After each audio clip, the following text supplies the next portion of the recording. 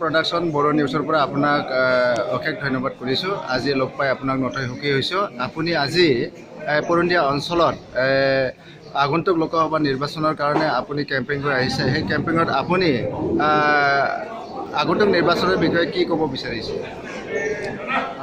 এইবাৰৰ নিৰ্বাচনটো অত্যন্ত গুৰুত্বপূৰ্ণ নিৰ্বাচন। বিজেপি চৰকাৰে অসমত এতিয়া হিন্দু বাংলাদেশী আনি আমাৰ সামাজিক জীৱনটো বিনষ্ট কৰিব বিচাৰিছে। আমাৰ সাতামপুৰীয়া সম্প্ৰীতি আহ্বান কৰিব বিচাৰিছে। হিন্দু মুছলমানৰ ৰাজনীতি কৰি আমাৰ যিটো সাতামপুৰীয়া সম্প্ৰীতি এতিয়া ভংগ কৰিব বিচাৰিছে। এনেকুৱা এটা পৰিস্থিতিত আমি দেখা পাইছোঁ যে বিজেপি চৰকাৰক আৰু বিজেপিৰ লগত যিটো মিত্ৰজোঁট BPF আৰু অগপ তেওঁলোকক অসমৰ ৰাজনীতিৰ পৰা বিদায় দিয়াটো অত্যন্ত জৰুৰী হৈ পৰিছে। আৰু তেওঁলোকে কৈ আছে যে মানে আই কংগ্ৰেছৰ উৎখাত কৰিব লাগে, অসমত পৰা তেওঁলোকক বিধান চেছ কৰিব লাগে বুলি তেওঁলোকে কৈ আছে। আপুনি ইয়াৰ বিষয়ে কি ক'ব? কংগ্ৰেছ 134 বছৰীয়া ৰাজনৈতিক দল।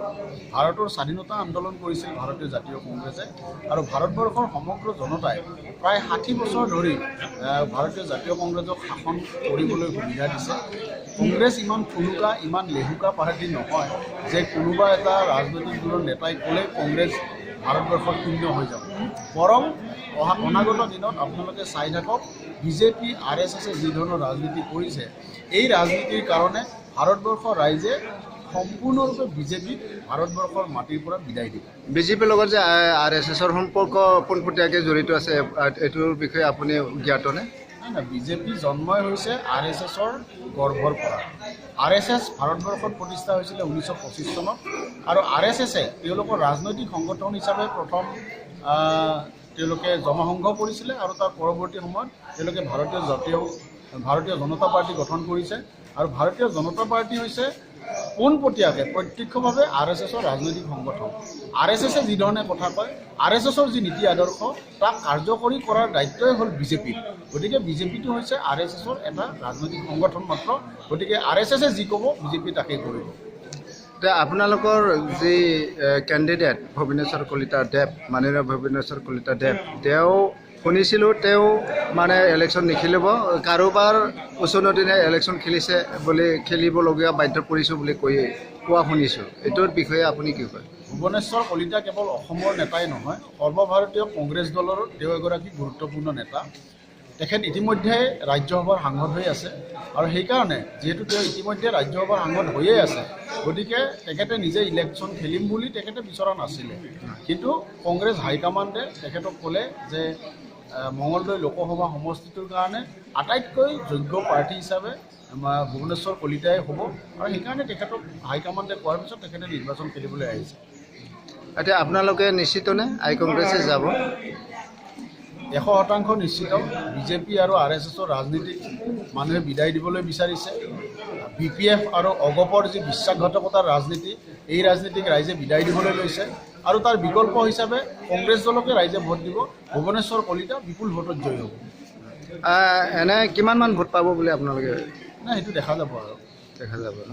তাৰপিছত আপুনি এতিয়া পৰন্দিয়া অঞ্চলত কেম্পিং কৰিব আহিলে, ইয়াতে আপুনি কেনেকুৱা সঁহাৰি পাইছে?